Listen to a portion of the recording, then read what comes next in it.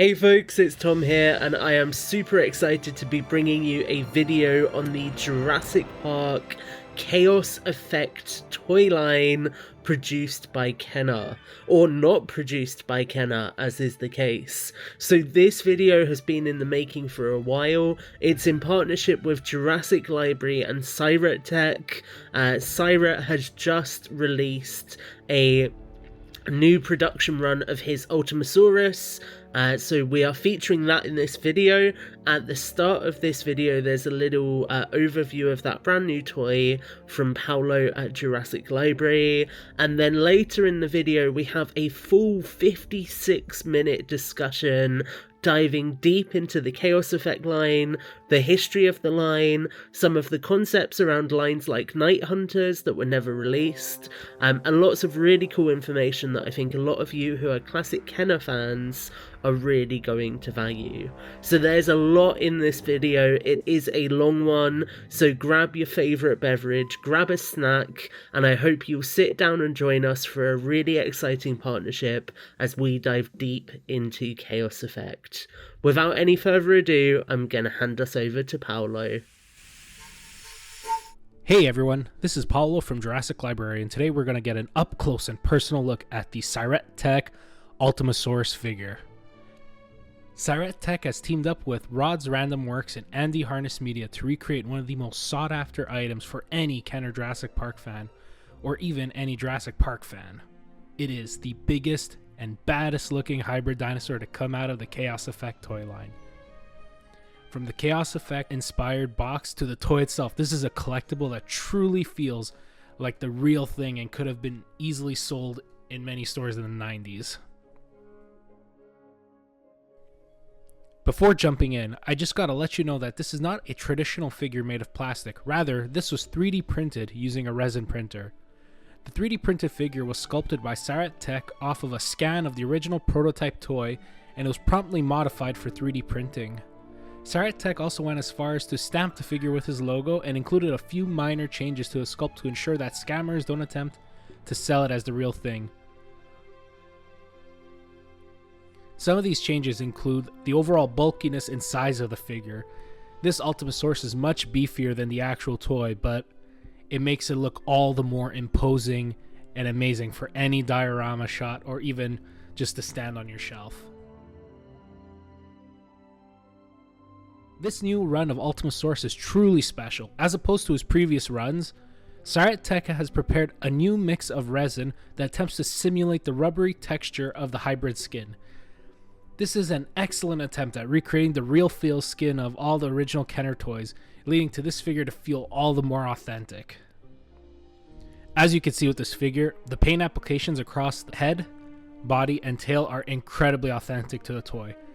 As we compare with some of the photos here, the Syrett Tech team has managed to capture all the proper details like the striping across its body, the colored spikes, the yellow underbelly, and even the pattern on its face. Now let's take a look at the head. The head is made up of a couple 3D printed parts, namely the head, horns, and teeth, and it is all attached to the body using a simple rod hinge. This allows for basic jaw articulation, as you can see here. The jaws go up and they go down. They go up and they go down.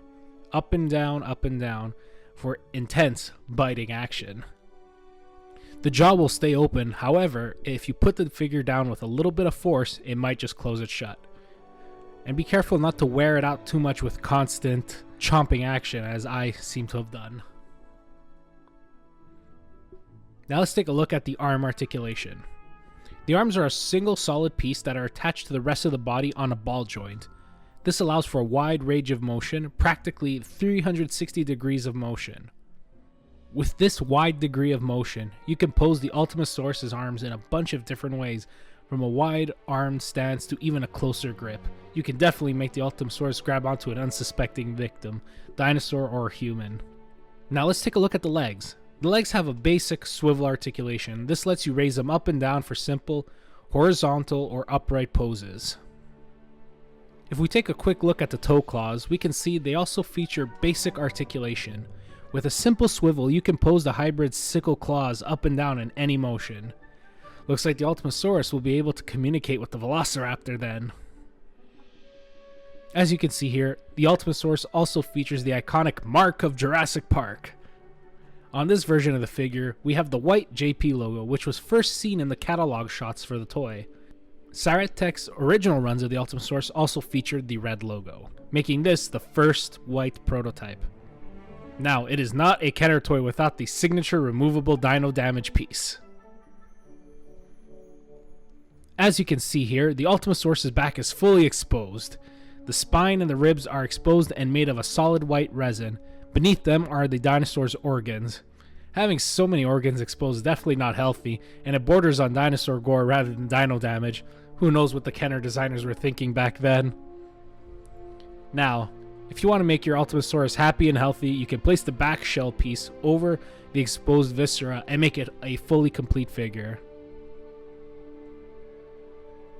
As for the box and the Hardness Media did a phenomenal job of recreating all of the iconic graphics and colors that made Chaos Effect so vibrant and amazing. The symbols are in the right place, the purple and green pop out, and they are truly the perfect complement to such an amazing recreation. As you can also see on the back, you'll see the credits to the other artists that worked on the toy, as well as teases to upcoming and currently available Syrett Tech products.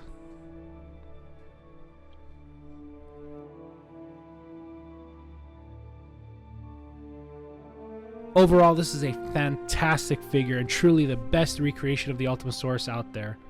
A lot of work went into making this figure, and it has the look and quality of a real Kenner toy. If you were ever thinking of picking up an Ultimasaurus, do yourself a big favor and keep an eye out for the Syrett Tech one. He has a new run coming soon on his Etsy page, so make sure to follow him on social media so that you can stay up to date on all your Ultimasaurus news. You can even see his other recreations and reproduction parts.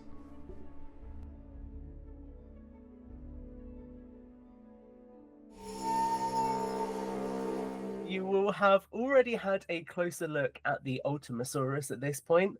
We are really delighted to be partnering with Paulo and Jurassic Library to take a closer look at the Chaos Effect line. Obviously, this is a line which so many people hold in such high regard. I think it's got some of the wackiest Jurassic toys we've ever seen, but they definitely hold a special place in fans' hearts. So we're really excited to be able to feature the new model that obviously Syrett Tech is releasing, that is a callback to that original toy, but also dive a little bit deeper into the history of this toy line and share some facts and some information and actually some images that you may not have seen before. So before we jump into it, I really wanted to give Paulo the opportunity to actually get introduced to all of you. So Paulo, can you introduce yourself, tell people watching more about yourself, and also your history with the Jurassic franchise? Oh man, so hey everyone, amazing to be on Jurassic Collectibles. Been watching it since since probably the channel started. Yeah. So yeah, about me, like some of you will know me as Wedge on Twitter and Discord and all that. I started Jurassic Library with a group of friends from Jurassic Time, Jurassic Outpost, and Jurassicpedia, and the Amber Mine, of course.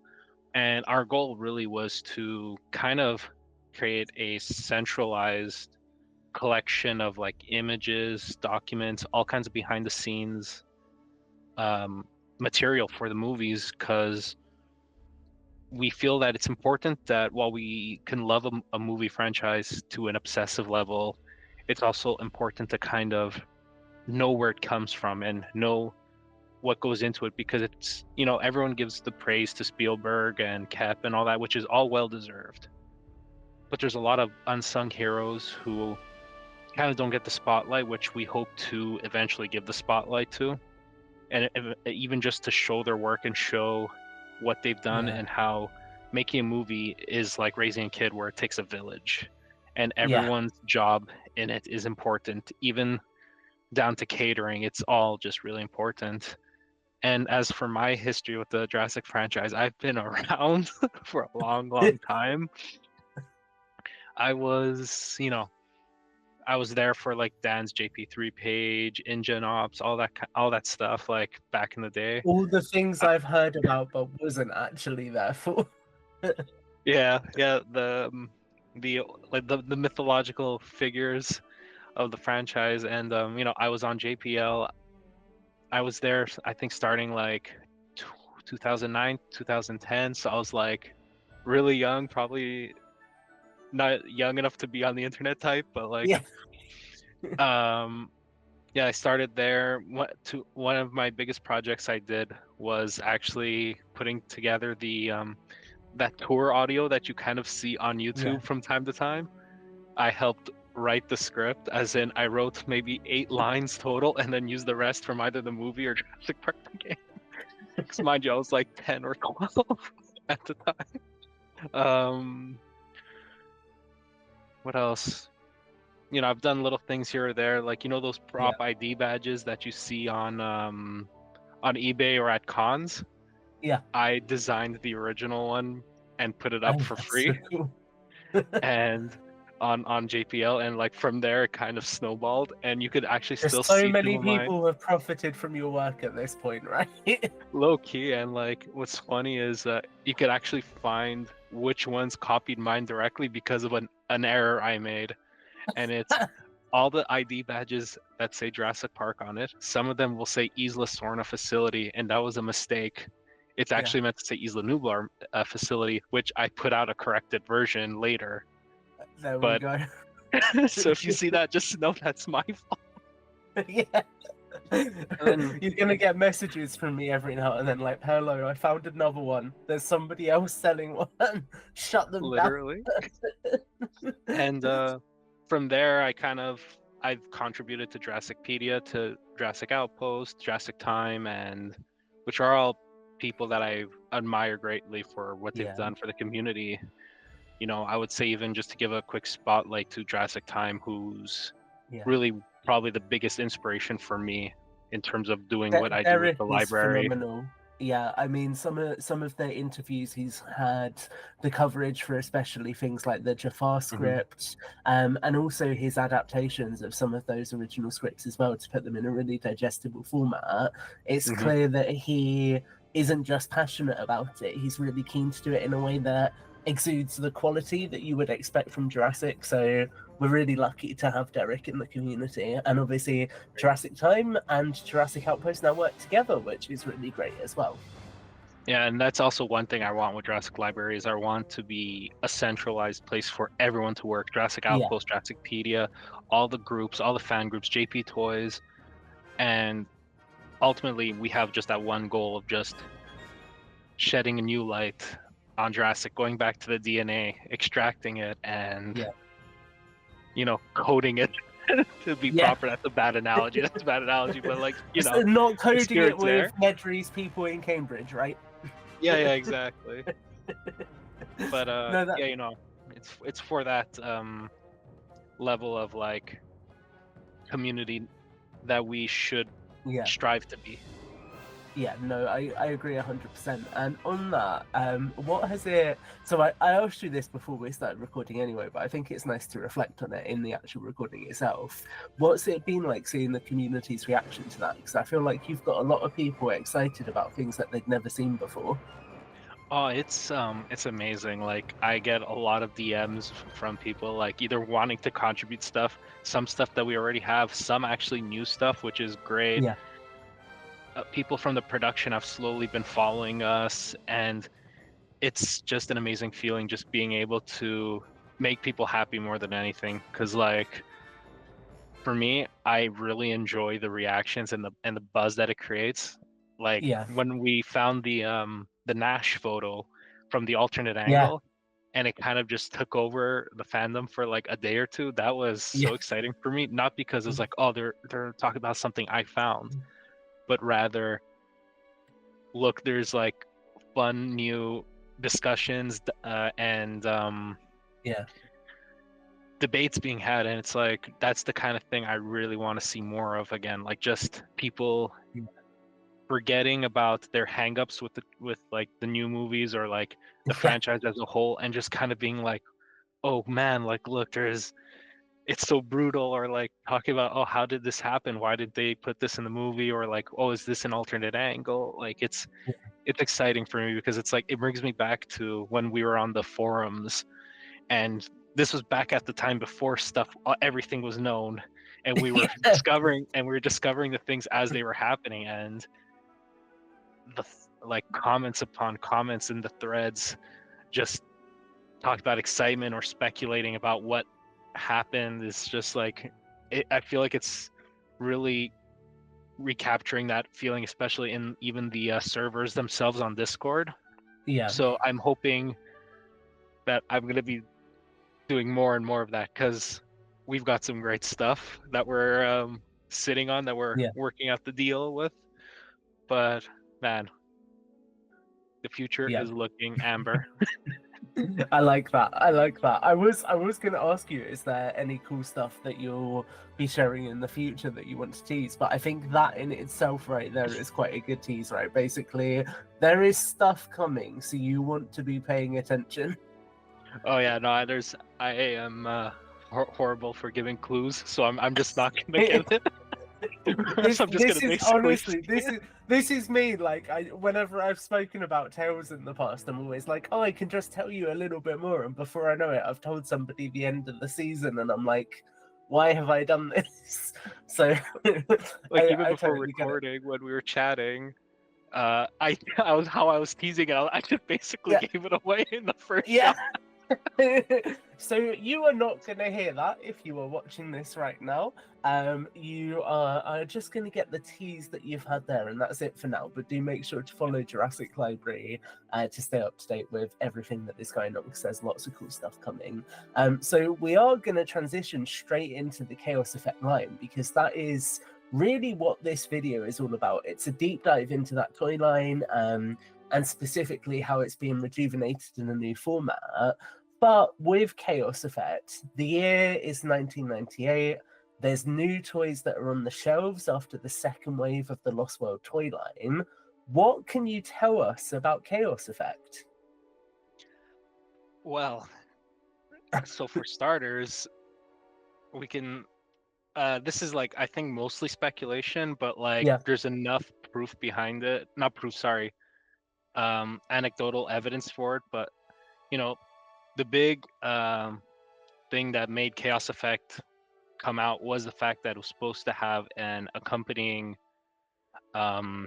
animated show to it, whether it was going to be like traditionally animated, like considering it was 98, something that's like in that 3D weird 3D like reboot style animation, or like just even something completely new. It's like, we don't know, but there was supposed to be an accompanying animated show. And even in terms of design philosophy, like with, you know, how Roland Tembo and Ian Malcolm have those weird designs and armor, I think we can trace that back to a canceled not timeline, oh my god, a canceled toy line from like 96, 97 that was actually meant to be the follow-up to the Lost World main series, which was called Urban Assault. Okay. And I'm sure you're going to show the like images on screen of it. We shared it recently to kick off the merch month in February, and we shared it like a year prior with JP Toys, before Jurassic Library was publicly a thing. But yeah, you could see a lot of the design similarities with some of the character designs, namely like the villains. You could kind of see how they have like these sci-fi goggles, the sci-fi armor, and so I feel like that definitely got retooled and transformed into then Chaos Effect and all the other toy lines that you would see now. And what's crazy is they also got retooled for Series 2 of the Kenner line, which ended up being actually even name dropped for the I can't remember which figurine, the Eddie Carr figurine, I think. Which we also have concept art for, so you could like flash that on screen. You'll be seeing it on screen right now. Perfect. Future Tom, this is a note to you. Exactly. And as for the toy line itself, we actually have the bare minimum of a story that was Yeah. told on the packaging for the individual figures.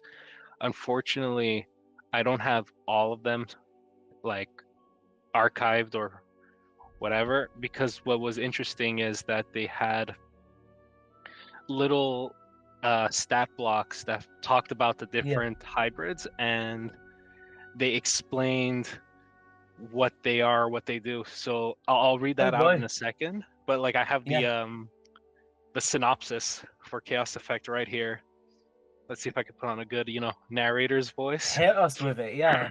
Give us your best Richard Kiley. Okay, no, I can't do that, but something along the lines of like, scientific tampering with dinosaur genetics has created a dangerous new breed of predator. Struggling to piece together the lost genetic puzzle that brought the original dinosaurs of Jurassic Park (TM) to life, scientists began experimenting with the DNA of dinosaurs, mixing their genes with those of other dinosaur species and even modern-day animals. The result: ultra-ferocious hybrid dinosaurs, the most aggressive predators ever, wreaking havoc on an unsuspecting world. Never before has humankind been in such peril. A new breed walks the earth. Jurassic Park Chaos Effect. Wait, Jurassic Park Chaos Effect, Paulo. That sounded like Jurassic World. Literally, like I didn't want to point it out while I was saying it, but like, mixing DNA with modern animals, creating hybrids. That's literally Jurassic World. It is. I mean, I was going to ask you about it later, but it makes sense to touch on it now. It's really interesting because, again, this is something we touched on before we started recording, but actually, Jurassic is very secular. There's a lot of inspiration from the kind of older material in it. And I think it's so clear that this toy line has clearly informed some of what Colin and Derek were thinking when they wrote Jurassic World, and potentially even some of what David Koepp is thinking with Rebirth, from what we've heard as well. Yeah, no, I agree with you. Like, even I believe Colin Trevorrow has stated that he's a fan of the franchise, and I have my own personal conspiracy theory that Trevorrow was actually on the forums in some capacity, because a lot of the story choices made were stuff that was talked about in the forums back in the day. And there's even one fanfic that was published that has a lot of similarities to it, to like the trilogy as a whole. So it's, to me, I think that Trevorrow was around and he got influenced by his stuff. And with Chaos Effect was huge on the forums. We had the Live the Legend Chaos Effect stuff. You had people's headcanons where it took place on Isla Muerta Site C, which ended up being the basis for the Henry Wu Secrets of Henry Wu DLC for Jurassic World, which was on Isla Muerta Site C. And so somebody at Frontier's clearly a fan. That, or they just read whatever someone posted on a wiki. But it's interesting to see how like you said, everything's so cyclical, where all the ideas in a sense already were done, but now they're getting some kind of reinterpretation, which is always something fun and like refreshing in a sense. No, I agree with that fully. I think the thing that I find most interesting about this toy line is how much it clearly takes the concept of mixing the DNA of dinosaurs to create amalgamations. And obviously, you can use the word hybrid, you could talk about amalgam testing and reference some of the viral marketing, but I think it's very obvious that it's grounded in that concept. So I guess, I was going to ask around the lore of Chaos Effect, and obviously you've given us a good overview, but why don't you jump into those bios for the hybrids as well? Because it would be quite interesting to hear those and actually hear how in-depth they had gone with that concept of DNA amalgamation. Well, unfortunately, we don't have too much. The one piece I'll take whatever we've got. The one piece, though, I do think would actually shed a lot of light would be the Chaos Effect design binder. This is something I've probably spent the last like 3-4 years of my life trying to track down. I only have a handful of images and videos, which we're gonna definitely share here. And it has some interesting reveals. Well, first we can at least start with the bio for the Lycanop, since this is the only one I have currently on hand. Everything else, like I don't have it scanned. So Yeah. if anyone has Chaos Effect toys and are willing to scan the back part of the box, that would be actually Yeah. really lit. Please do. Please reach out to Jurassic Library and do that if you can help. Yeah. So while this is loading, because my Yeah. computer is really slow right now. It's all good. This is we're back in 1997 at this point, right? Like we're not recording this in 2025. We are in 1997. You can see I'm actually in 1993, judging by the backdrop I've got here. You're in some weird kind of Site C that might exist but doesn't exist. So it's all good. There's a lot of time travel going on here, and it's a lot for our computers to process. Actually, funny enough, this background here is actually from a promotional image for Chaos Effect from a like a magazine or something that Yeah. like was talking about the release of this brand new It does toy make line. me laugh that every now and then, like when you first joined, I thought it was a brand new image, and then you like leaned at one point, and I saw the woman behind you, and I was like, Oh "Oh no, yeah, I've seen that image before." no, it's that one. I've shared it before because I was like, Yeah, I love the physical set piece that they designed for this because it feels so yeah. 90s.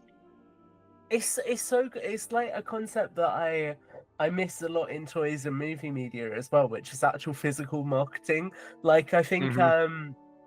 Jurassic World did it probably the best with the first film, where I remember here in the UK they turned a train station into like an arrival point for Isla Nublar when the film was coming out. So they had like the big four raptors on the transport cage that they Hmm. travelled around to a few different places in the train station, and then they turned like the information kiosk into the information point from Main Street. And I just think stuff like that, like I'd love to see franchises do a lot more of that kind of physical marketing again. Honestly, I agree. Like even like from my own marketing background, it's so Yeah, like the way they used to advertise movies or any kind of media in general back in the day was just so fun and creative, and nowadays it's just kind of lost its charm. yeah, yes. Especially with, I mean, we said earlier about people's differing opinions on the Jurassic World trilogy. One thing I will say is you should never show the final shot of a film in a trailer. Like, Oh I'm yeah, willing to stand on that hill. oh yeah, don't get me started on that. I can't wait for it to be revealed that the moment with Jonathan Bailey going OMG in today's Jurassic World Rebirth trailer is actually the end of the film. Oh my God, stop! Don't put that in my head now. That's all I'm gonna think about. So okay, so finally this one loaded. This is for Tyranninops. This Okay. is the Chaos Genesis of T-Rex and Lycanops. Oh wow. So we have um this is already I already know is dated because it says Lycanops is a large mammal-like saber-fanged quadruped, but we now know that Lycanops is very small. So according to the lore, the Pteranodons is 15 feet long, weighed about 1,100 pounds, and was a carnivore. And for its behavior, it was powerful and vicious. And the Pteranodons is a genetic mix between the terrible T-Rex and the tiger-like early reptile Lycanops. Long fangs complement a strong, agile body, creating one of the most aggressive hunters to emerge from the Chaos genetic labs. So interesting, the genetic labs are called Chaos. Yeah, Really, that is really interesting. 90s. Yeah, they're going like all in. This is like that the one Jurassic Park Site C Halloween attraction where it's all like this is a horrific lab that you're going into. Like All I right. almost wonder if instead of InGen it's the Chaos organization like Cobra or something. That would be wacky. Imagine having just like a bad guy faction called the Chaos faction. Yeah, led by Ian Malcolm. Oh man. But to jump back real quick, like the design Yeah, binder, what's interesting about it is that it has artwork done by Tim Bradley, who yeah. unfortunately doesn't have the artwork anymore. And we have really some great reveals in it. Like one of the images I have here is for Kentrosuchus, which is a mix between Allosaurus, Kentrosaurus, and Oh my god. Dinosuchus. And Yeah. this is actually, I'm thinking, is what eventually becomes the Deinonychus toy Okay, that yeah, was on JP Toys. So it's cool to yeah, see how either this was the original design plan for it, or this is actually what it's meant to be. And yeah, fans have been calling it Deinonychus for no reason. yeah.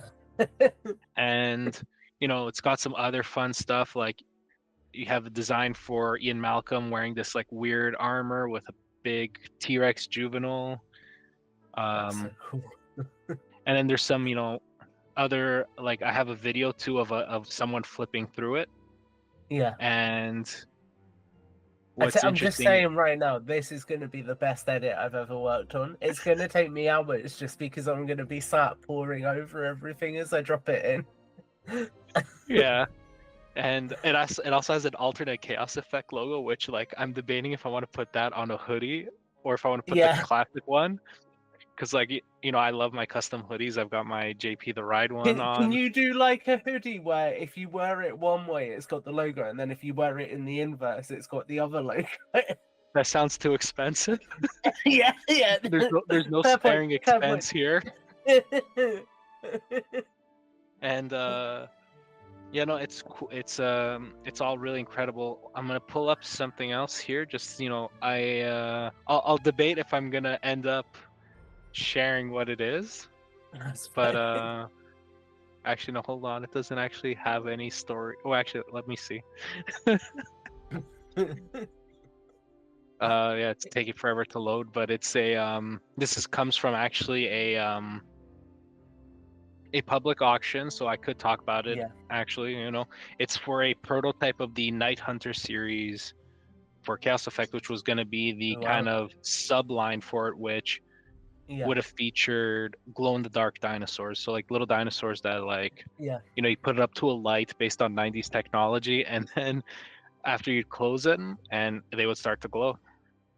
I find it so fascinating that there's a fascination with night themed toys, because obviously I was saying to you before we started recording that I've got quite interested in G.I. Joe, and one of G.I. Joe's entire sublines was Night Force, and like all the characters in muted colors to give the idea that they're doing night operations. So there's just something in the human psyche where we really like things that are themed around nighttime as well.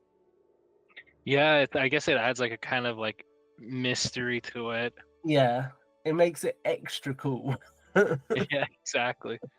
So as this is loading up, I can already see that they do have a new story for the Night Hunter Yeah. line, but it's unfortunately taking forever to load.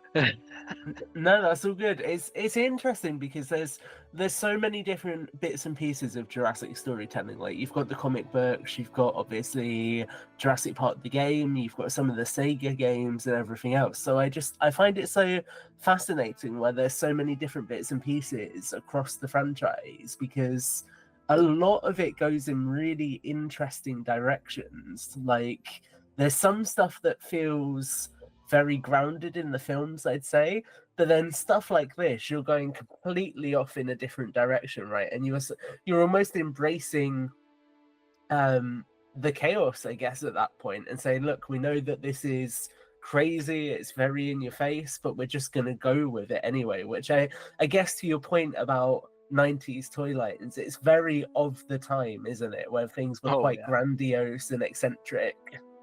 Even Lost World has that with the bright neon colors and all that. Yeah.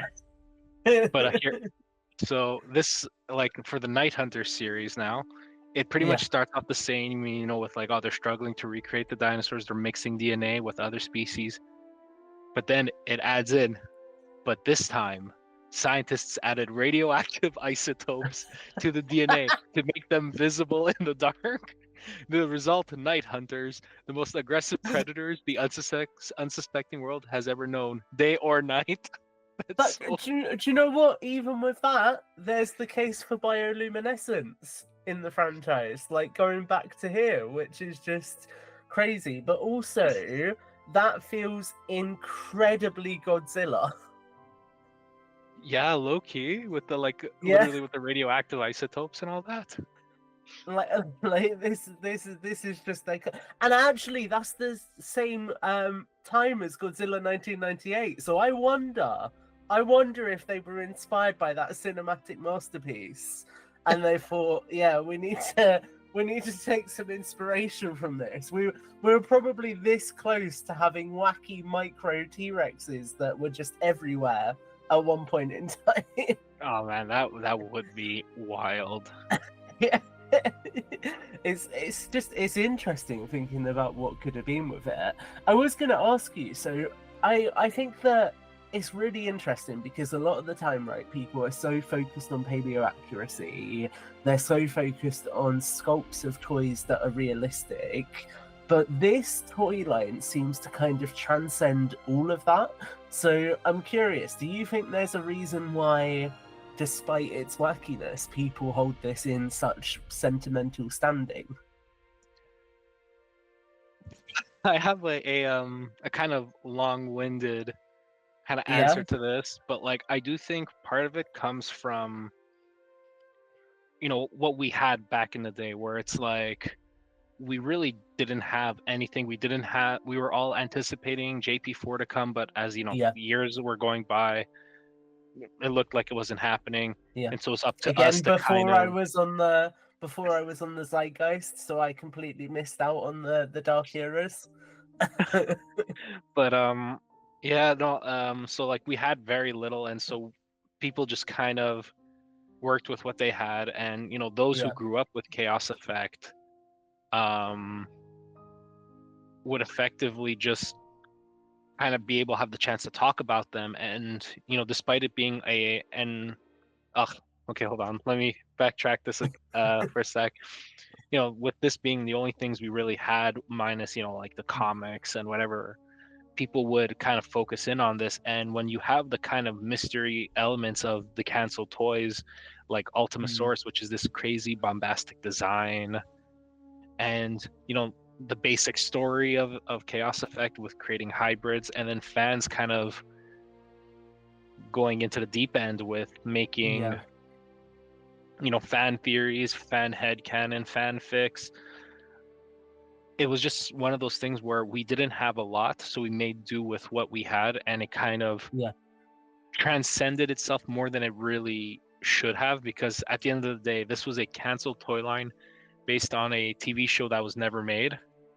yeah, But damn it, they are so cool to look at and so fun. Like even for me, like when I look at it, I just think about like how Ultimasaurus and like the Amargus Spinus just caught my imagination so much, and how I was yeah, just obsessed with how they looked, because they didn't look like your traditional dinosaurs, both in terms of like the hybrid kind of look to them, but also because they're, you know, a lot of the original sculpts are heavily stylized. And you know, my yeah, theory is that these were probably based on what we are supposed to get with um the animated show, because even the toy line itself reused a lot of the old sculpts from JP1 Lost World. So it wouldn't surprise yeah, me.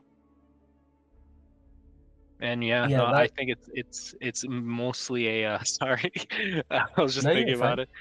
I think it really just comes down to a nostalgia thing, and people just Yeah, thinking what could have been, you know? yeah.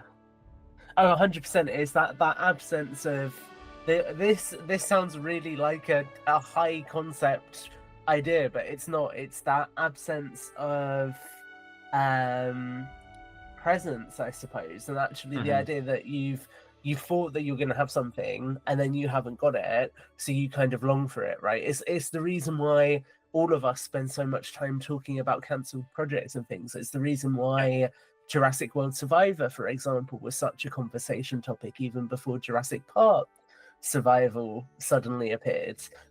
So it makes complete sense. You yeah, did in that as well. You touched on obviously the big talking point for this video, which is the Ultimasaurus, which is something that we'll come onto shortly. But before we go into specifically that I'm going to say specifically the precursor to the Indominus Rex, because that's what I think it is. I was interested, are there any other bits or pieces of history about this line that you've kind of pulled out when you've been looking into it that you think are particularly captivating? I'd say it's more so just a lot of like looking at concepts and Yeah. seeing like really what the hell were they cooking? Well, like what were they Yeah. planning with this line? Because like there's a lot of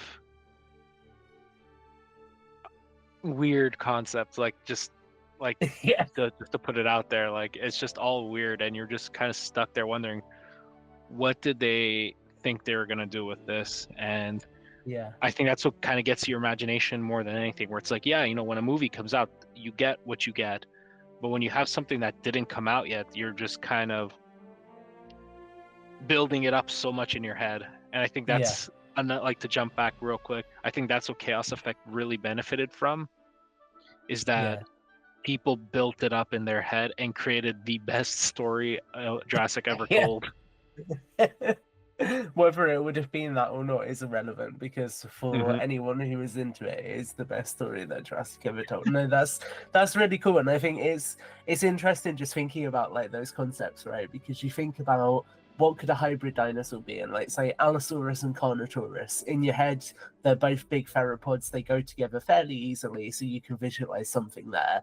This line was not doing those core, this is a basic concept. This line was taking absolutely everything and throwing it into a mixing pot, which is kind of crazy. Yeah, not like literally that they were just throwing together whatever combinations they had, because like who Yeah. in their right mind would have thought to mix up a T-Rex and a Lycinops, you know what I mean? Yeah. Clearly not a paleontologist, that much is for sure. Oh yeah. So I think on the subject of the ultimate mix-up, it feels like a really good time to come on to the Ultimasaurus. So ultimately, this video is massively inspired by the fact that friend of the channel and friend of Jurassic Library, Syrett Tech, has brought this specific Chaos Effect toy back to life. It's something that so many people discuss still to this day. Whenever you see auctions for the prototypes going up, they're always really, really popular. So at this point, watching this video, people will have already seen the showcase you've put together of this toy. But Paulo, what can you tell us about the Ultimasaurus? Man, what isn't there to tell? This thing is like a legend in its own right. Like Yeah. the most bombastic design ever, where you've got elements of, well, according to the box, some of the boxes out there, it's a mix of a T-Rex, Triceratops, Velociraptor, Kentrosaurus, which is for some reason a running theme of having Kentrosaurus, Yeah. and I believe Ankylosaurus. Kentrosaurus And is the frog DNA for this line. Low key though, I think you're right. Like it might actually be, because between that and then the Kentrosuchus from earlier, like Yeah. I'm pretty sure you could pull, if you pulled enough of them, you might find Kentrosaurus somewhere. And I'm trademarking that idea right here. and yeah, no, like the design is incredibly striking. You got this big T-Rex head with it, which is red with bright yellow striping, the horns, like sharp horns coming out from above the Yeah. ridge of the eyes, the nose with the spikes, and then you got this crazy body to it, removable parts, the tail, and giant raptor claws. It's like it's literally a all your fan favorites put into one. Yeah. Literally living up to it. Honestly, it actually lives up to the name Ultimasaurus, because it's the ultimate dinosaur. Yeah, no, I'd agree with that. I always find it really interesting because the first time I ever saw it, I remember thinking that it looks almost like a Lego animal before Lego started doing their animals properly. If you can think back to like the early 2000s where they were like static sculpted and would have bits and pieces just bricked onto them, it just makes me Literally. think of one of them every time. No, yeah, yeah, exactly. Like, or like they have the the sculpted head and tail, and then they have Yeah, like all brick parts. Like, yeah. it's crazy. It feels like that to some degree, where it's like, oh yeah, I'm gonna build this like T-Rex Triceratops Raptor monster. It's but even then, like, I find it fascinating because back to our point about Jurassic World, right? Is that not fundamentally the same concept as the Indominus, which is taking lots of these dinosaurs that are popular, and sure they're different animals with the Indominus, but it's kind of very much the same concept, I would argue. I think with the Indominus, they kind of went for something that feels more real, Yeah, in the sense of like they have like the base being a T-Rex, and then Raptor obviously being the secret component, and yeah, then they added in things where it's like, you know, the Therizinosaurus influenced the claws. There's a bit of Deinosuchus. There's a bit of Rugops, Abelisaurids, all kinds of stuff. And yeah, with them, I think they took this idea of the hybrids most likely being the most popular thing out there, the chaos effect ones, because technically hybrids show up in the 94 95 comic series Return to yeah. Jurassic Park. Again, that's a whole other topic of conversation. And yeah, so they were really focused on building something that feels real and that could be feasibly done within their universe that they built, Yeah, versus the Ultimasaurus was like something that they knew probably that couldn't happen, and they were going more for aesthetics. yeah, So, you know, oh, it's a Triceratops, T-Rex, yeah. Velociraptor, Ankylosaurus, Almost that Kentrosaurus visual design. iconography, right, where you can see Yeah, all the key elements that you would associate with those creatures. exactly. So that shows you kind of like a hybrid versus Yeah, the Indominus being more kind of like what a real hybrid would be in real life, like the Liger, for example, where it's yeah, literally a lion and a tiger, but you'd expect it's like a tiger with like a big mane, like huge, all that stuff. But no, it's just like a really pale tiger. yeah. That's a really good point of comparison, actually. So I think with the Ultimasaurus specifically, it's always something that fans gravitate back to. It's always in conversation. There's always discussion about eBay listings for it, all of that kind of stuff, really. And I don't think it's ever really left the collective consciousness of the community. So why do you think this specific creature is so popular? Honestly, it's two things. One, just look at the thing. Yeah. It's insane. It looks insane. And the other, I think it's the fact that it was canceled, Yeah, because there's no other toy like it. And, you know, you can't really have one in your hands unless you want to pay either yeah, tens of thousands of dollars, or you get like the reproductions from Syrett Tech, which is yeah.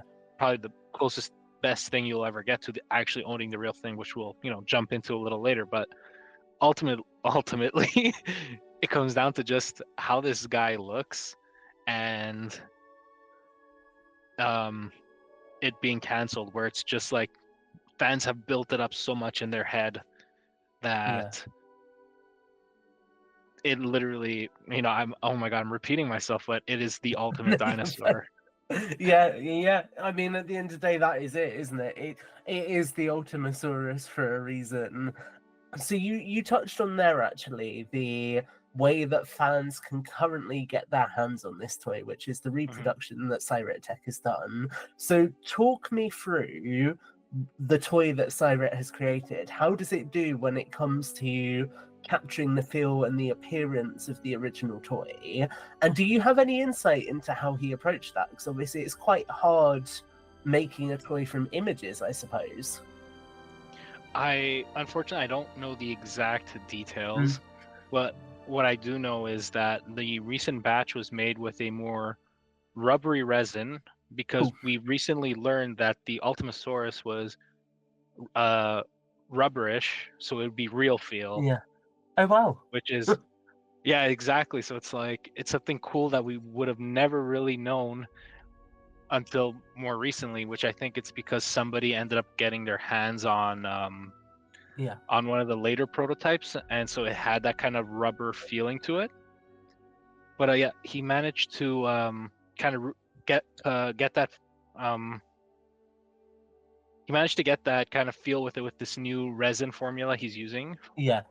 And as for the sculpting of it, he actually had received from an anonymous source images, close-up images Yeah. of pretty much every angle you could possibly get of the Amazing. Ultimasaurus. So he was able to Yeah. get the closest details possible. I'm not sure if he worked off of a scan that he did himself or that was sent to him. That I'm not sure. I would probably have to ask him, and we'll leave a little editor's note. Yeah. But yeah, like this is quite possibly the most accurate version out there, like down to like the tiniest details, like in like the face sculpts, the feet, everything. So like this is literally the closest thing without spending like $10,000 Yeah. for an original unpainted prototype. And I think for 99.5% of the Jurassic fans out there, you're probably not going to be spending that much money on a prototype. So Yeah. this is your best way to get this, which is really cool. At this point, I mean, obviously, we've had a long discussion that's kind of about the whole toy line, but there will have been the separate interlude video to this, which looks specifically at this toy. But why don't you just let people know quickly where they can find Syrett and where they can pick this up if it's something they're interested in? So you can find Syrett Tech on Instagram or Facebook, and Etsy's where he hosts his store. Yeah. I'd say the best thing you can do right now is to follow him and keep an eye out for when he starts doing his teasers for like the upcoming release. He doesn't have a release date as of the recording of this. If he does, we'll flash it on screen. There'll be another editor's note if there is. And yeah, that's the best way you can do it. He's gonna have put it up for sale on Etsy. It's a limited run. He only has like a certain number of pieces he can make because he's only one person doing this. So he's modeling it, assembling it, and he's got a professional painter actually painting them. So even the look of it is incredibly accurate. So it's definitely worth getting if you're a collector. In all honesty, like I'm not big into collecting the toys, but I'm so glad I have this. Like, if I could tell like my child likes I am childlike. Sorry, if I could tell my child self from like exactly from many years ago that you'd have an Ultimasaurus figurine, he'd lose his shit. Yes. you have posed an interesting question to me now, Paulo, because I'm questioning whether Jurassic Collectibles is a channel that censors or not. So we will see whether that word survives the edit. Yeah, it kind of hit me after I saw it because I said it because like throughout the whole thing I've been like good to censor I feel like myself. we're so far in at this point that if people are still listening, they're probably an adult collector, so I think we're okay. Loki, yeah. I was going to add to that as well, actually. So obviously we're talking about the Ultimasaurus, but if you're watching this and you're a collector, it's worth noting that Syrett does a lot of other stuff as well. So there are Ford Explorer tracks that you can get a hold of to create dioramas. You guys have also collaborated on magnetic paddock signs that let you get the original Jurassic Park paddock signs, which is really cool. So there is a lot of stuff out there, and hopefully we will feature some of that at some point in the future. So if you're looking to get your Ultimasaurus, you might want to add some extras to that package as well. And here's a question for you, Paulo. I'm thinking of right here, right now. Have you considered doing a paddock sign for the Ultimasaurus? Part of me would love to. Yeah. But also I have that part of me that's like, no, that doesn't make sense within the continuity of the movie, therefore I shouldn't make it. Spoken as a true fan, I would expect nothing less. I kind of let myself have fun. Yes. What's fun, right? We have to be guided by the strict code of these films. Exactly. I was going to ask you. So obviously, I think that hybrids are going to continue to see a renaissance. They have been in the Jurassic World Evolution games. Hmm. They've popped up in Jurassic World Alive. Obviously, they've been in the Jurassic World films, and there's lots of speculation out there about Jurassic World Rebirth. So I'm curious, do you think that somebody like Mattel could ever revisit these toys, and specifically this line in the future? And is that something you'd like to see? I don't know, honestly, like I don't know what counts as nostalgia for them anymore, because like right Mm, now we're seeing a big focus on like the 93 stuff with like that yeah, classic line, and it's entirely possible, but I feel as though the Ultimasaurus it would be so niche as a product. I don't know if yeah, that would ever see a full release unless it would be like some kind of San Diego Comic-Con exclusive, or like a yeah, no, not HasLab, whatever the yeah. Mattel equivalent we, is. we don't talk about the Mattel crowdfunds on this channel. Oof. Oh yeah. But like Those that's I gates are feel like, firmly closed. oh yeah. Oh, that was a disaster. Yeah. Yeah. There's a separate discussion we could have there as two marketers, I think. Yeah, but you know what? It's kind of on brand. Not for Yep. Mattel, as in for Jurassic, where something so ambitious fails. Like the Ultimasaurus. But yeah, no, I think like there is definitely room for it in terms of nostalgia. Yeah, Like this thing ought to have been made like yesterday type deal. But yeah, I don't know if it's gonna be such a big seller. I feel like it's gonna end up being something that's gonna have to be done through a limited run, because yeah, talking about something that's already niche, so like a nostalgia toy line based on the old yeah, toys, and now you're doing something even more niche where it's like based on a canceled toy from a more or less canceled toy line. So you're kind of, you know, the sales margin is quite slim. yeah. No, that makes complete sense. I think that's a very fair point. So basically, if you want an Ultimasaurus, your best chance is Syrett Tech, because we might not ever Mhm. see it again. Yeah, or if we do, it's definitely not going to look like the original. Yeah. It's going to be a color altered Indominus Rex. Oh my god. Honestly, I don't think I've ever seen anyone really pull off a perfect, Yeah. realistic Ultimasaurus, because it's such a crazy design. It feels Yeah. like it's impossible.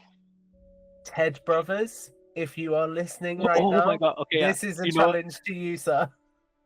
Actually, no, he did do it for one of his Halloween episodes. Actually, he did do Okay, it. cool. So Cool. I take I'll that have to back, go Ted back and look at Brothers. that. If you're watching, I use this one specific Ultimasaurus as an example of the only good one out there. I'm gonna send it to you so There that we then you go. can put it like this is quite literally the only time I've This seen is an the Ultimasaurus that looks exception to good. the rule. Yeah. So Now I look. if you're listening and you have also done an Ultimasaurus, it's not good. No, no, I'm giving people the opportunity to prove me wrong.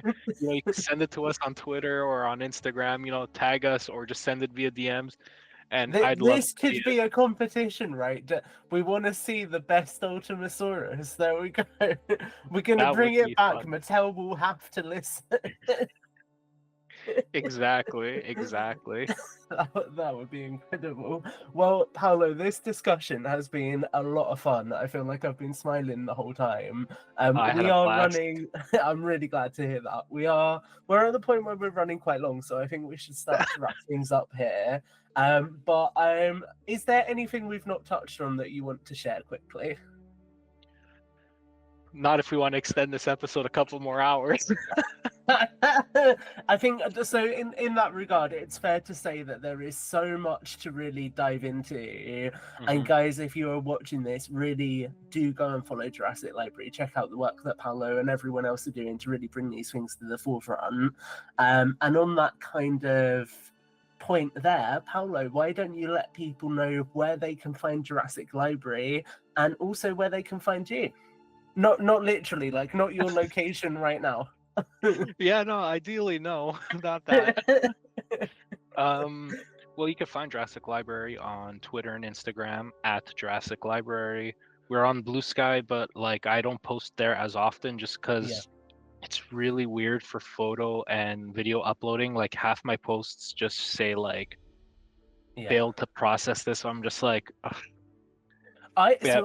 I found I haven't tried through Blue Sky directly, but I've done through Buffer, and Mhm. I found that Blue Sky has like a file cap of 5 MB, which was really getting in the way of a lot of my images for a while. Oh, yeah, no, that's gonna definitely get in the way of my Yeah, images. That but yeah, actually adds up. yeah, But yeah, you can find us there anyway. Once they figure out how to fix that, I'll definitely be uploading there more often. But if not, yeah, Instagram and Twitter. If you want really bad Jurassic opinions and a lot of Lost World glazing, you could follow me on Twitter at WedgeDAntilles, or you could hit me up on Discord. yeah. And I do just want to shout out as well, actually, very quickly at the end of this, and we'll probably do a separate feature on this at some point in the future. But you have a dinosaur miniatures project as well, so Oh just yeah, give a quick overview of that and tell people where they can find that. that yeah. So real quick, I produced my own miniatures game. Think Warhammer, but with dinosaurs, called Clonosaurus, the miniatures game. Yeah, I know. Very original title. No inspiration whatsoever from any franchise we've spoken about today. Exactly. Not no. It's not. It's definitely not a Simpsons reference. I promise you. And yeah, you can find a lot of updates there at Dino Island Minis on Instagram. On Twitter, you can find us at Clonosaurus TMG. No, sorry, at Clonosaurus MG. Sorry. And we have our website clonosaurus.com. Clonosaurus.com. And yeah, you can find the rule book for the game. We have it in multiple different formats. We have ebook, so it's the most it's the least expensive option. We have a black and white physical book, and then we have a colored full book. And the miniatures, you can find them at necrotechprints.com. We're slowly updating it with new models. We've teamed up with a ton of really talented people like Marco Makes, Rod's Random Yeah. Works, Patrick Kwan, all amazing guys who are doing phenomenal models for the game, like based on either our own original designs, inspired by others, which we won't name. And yeah, no, I think it's a very fun game. I might be Yeah. biased, but definitely check it out. Yeah. And if you see a miniature pop up that looks like an Ultimasaurus, it's not an Ultimasaurus. That's right. That's right. It's a Ultimate an dinosaur. Indominus dinosaur. No wait. Yeah. It's a D-Rex, right? Yeah. Paulo, this has been a blast. Thank you so much. And we will definitely have to do something else like this in the future. I'm always down. I always enjoy talking to you on like Twitter and stuff. So this is great to finally like talk in person, you know? Hell yeah, dude. It's been a lot of fun.